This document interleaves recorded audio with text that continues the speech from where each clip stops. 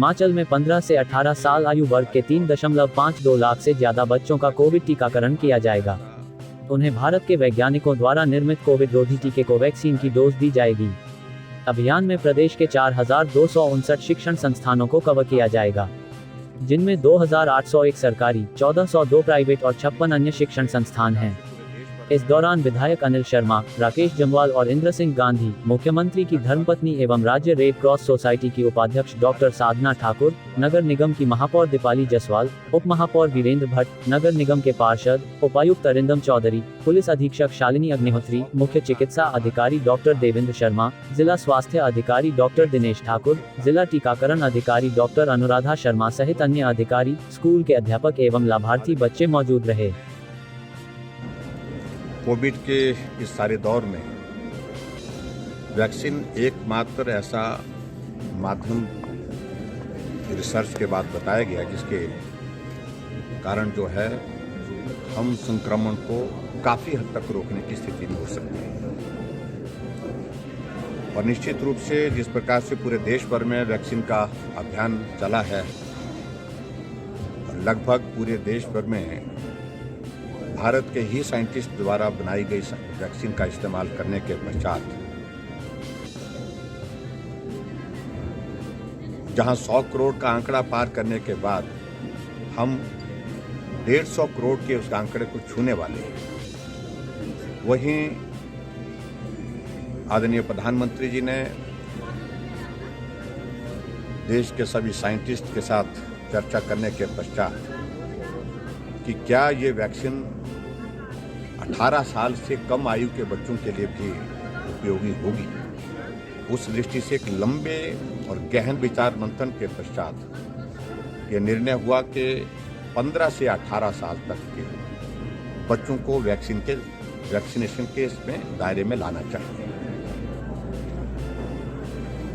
और मुझे इस बात की प्रसन्नता है कि जहां वैक्सीन का अभियान पूरे देश भर में बहुत बेहतर ढंग से चल रहा है,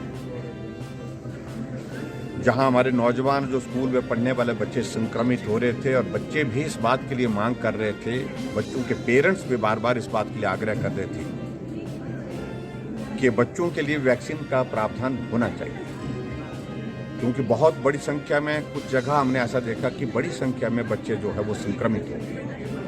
हम यहाँ हिमाचल प्रदेश में चाहे बिलासपुर की बात है, चाहे वो पंडोह के हमारे जो जिस प्रकार से एक बड़ा नंबर वहाँ पर संक्रमित हो गया था बच्चों का,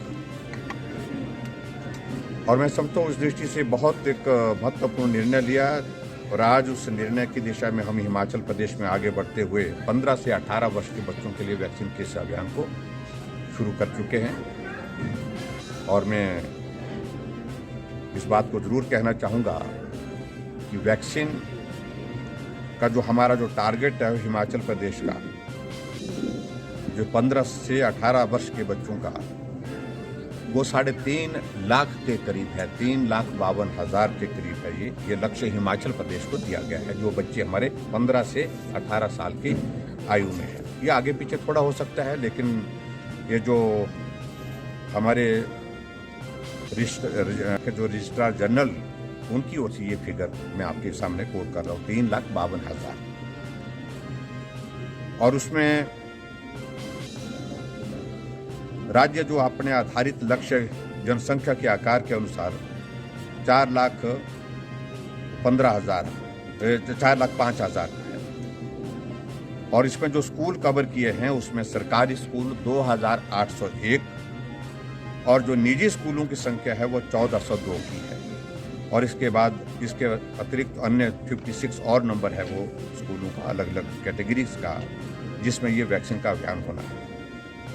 और हिमाचल प्रदेश में जो अब की बार ये जो वैक्सीन लगाई जा रही है 15 साल से 18 साल के बच्चों के लिए, ये वैक्सीन जो भारत के ही साइंटिस्ट दोस्त वैक्सीन है, ये कोविशील्ड थी और ये दूसरी कोवैक्सीन, ये भारत के ही साइंटिस्ट द्वारा बनाई गई भारत के अंदर ये वैक्सीन है। और उस वैक्सीन का यहाँ हम उपयोग कर रहे हैं। और मैं इतना जरूर कहना चाहूँगा कि निश्चित रूप से हम प्रयत्न करेंगे, जहाँ हिमाचल प्रदेश ने पहली डोज में भी पूरे देश भर में पहला स्थान हासिल किया, सेकंड डोज में भी पूरा करने के लिए पूरे देश भर में पहला स्थान हासिल किया। और जो पहली डोज पूरी हुई थी, आदरणीय प्रधानमंत्री नरेंद्र मोदी जी ने हिमाचल प्रदेश के लोगों को आभार व्यक्त किया है वर्चुअली जुड़ करके। और जो हमारे हेल्थ केयर वर्कर्स हैं उन सब का भी धन्यवाद किया। और उन्होंने उस वक्त कहा था कि आप सेकंड डोज में भी पहले आ सकते हैं अगर आप मेहनत और ज़्यादा करेंगे। तो हमने वो मेहनत की और हिमाचल प्रदेश की कठिन परिस्थितियां भौगोलिक दृष्टि से जो हैं उनको भी ध्यान में रखते हुए हमने इस अभियान को बहुत बेहतर ढंग से हिमाचल प्रदेश में ले जाने की कोशिश की। हमने पंचायत के चुने हुए प्रतिनिधियों के साथ संवाद किया। हमने नगर परिषद, नगर पंचायत के चुने हुए, नगर निगमों के चुने हुए प्रतिनिधियों के साथ उनका भी इन्वॉल्वमेंट लिया। और हमारे महिला मंडल, युवक मंडल, इसके अतिरिक्त जो है हमारे सेल्फ हेल्प ग्रुप्स जो है उनके साथ भी हमने संपर्क करने के पश्चात उनका भी इन्वॉल्वमेंट लिया।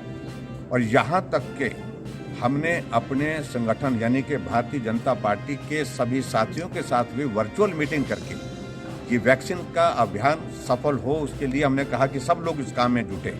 और उसमें हमारी पार्टी ने भी बड़ा सहयोग दे करके उसमें पूरा इस वैक्सीन के अभियान को आगे बढ़ाने में अपना योगदान दिया। तो इस दृष्टि से तभी ये संभव हो पाया हिमाचल प्रदेश में, हम इस वैक्सीन के अभियान को बहुत बेहतर ढंग से कर पाए हैं। बहुत सारे राज्यों में अभी पहली डोज पूरी हो रही है, कई जगह पहली डोज भी पूरी नहीं हुई है, सेकंड डोज की तो बात नहीं। तो मैं समझता हूँ कि जो खास तौर से जो एक विषय है जिस पर बहुत आजकल के दिनों में बहुत शोर भी है, चिंता भी है, जो नया वेरिएंट ओमिक्रॉन के नाम से जो है उसका कोविड का आया, वो हमारे लिए सबके लिए चिंता का विषय है। क्योंकि उसके बारे में यही बताया गया कि उसका संक्रमण बहुत तेज है, यानी कि उसका जो है वो स्प्रेड बहुत फास्ट है। लेकिन ये भी साथ साथ में थोड़ी संतोष की बात है कि फैटलिटी रेट के बारे में, उसके बारे में जो बताया गया तो उसके बारे में कि उसका जितना डेल्टा का रहा है, ये डेल्टा वेरिएंट का रहा है, उतना नहीं है। तो मैं उम्मीद करता हूँ कि इस वैक्सीन के अभियान में जो हमारे नौजवान बच्चे जो है जो बहुत उत्साहित थे, वो कहते थे वैक्सीन लगनी चाहिए। बच्चे अपने आप हमको संदेश भेजते थे, पेरेंट्स हमको संदेश भेजते थे, आग्रह करते थे। तो वो उस दिशा में सारी चीज़ें आगे बढ़ी हैं।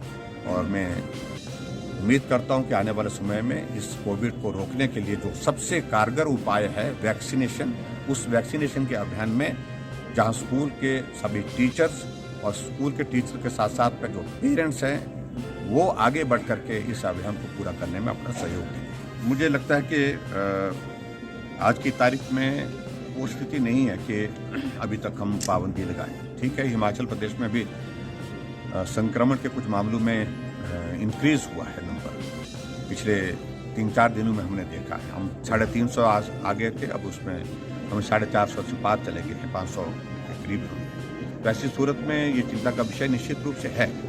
लेकिन फिर भी अब लोगों ने भी मन बना लिया है और हमारे हेल्थ केयर वर्कर्स और उसके बाद हेल्थ का हमारा इंफ्रास्ट्रक्चर जो है वो प्रिपेयर्ड है, काफ़ी प्रिपेयर्ड है सारी परिस्थितियों का सामना करने के अंदर। जो हमारे हिमाचल प्रदेश के लिए लैब जो अलॉट हुई है तो उसमें हम अपने यहाँ से सैंपल भेज रहे हैं। लेकिन फिर भी उसके बावजूद अभी सभी स्टेट में ये सुविधा जो है ओमिक्रॉन पर्टिकुलरली जो है उस तरह से जो है टेस्टिंग की जो है वो नहीं हो पाई है। कोशिश कर रहे हैं क्योंकि उसका प्रोसीजर थोड़ा अलग है और उस प्रोसीजर के कारण जो है वो अभी तक जो है पूरे देश भर में वो नंबर अभी बहुत ज़्यादा वो लैब का नहीं है। तो मैं उम्मीद करता हूँ कि आने वाले समय में इसमें भी इंक्रीज होगी, क्योंकि वेरिएंट की चेंज हुआ है। तो गवर्नमेंट ऑफ इंडिया और पहले ही इस बात को लेकर के सुनिश्चित कर रहे हैं जो हम ज़्यादा से ज़्यादा टेस्टिंग की कैपेसिटी अपनी बढ़ाएं। तो उस दृष्टि से मुझे लगता है कि निश्चित रूप से कोई न कोई चीज़ आनी चाहिए। गैप के बारे में तो अभी तक वही जानकारी है जो गैप पहले बताया गया है, उसी तरह से करेंगे। और जहाँ तक जो आप इसके लिए समय की निर्धारण की बात कर रहे हैं, हम इस सारी चीज़ को ठीक तरह से इवेल्युएट आज के बाद करेंगे कि एक दिन में हमारी कैपेसिटी में कितने जो है वो टीके लग रहे हैं। उसके मुताबिक हम जो 3.5 लाख का हमारा जो टारगेट है उसको हम पूरा करेंगे। ठीक है।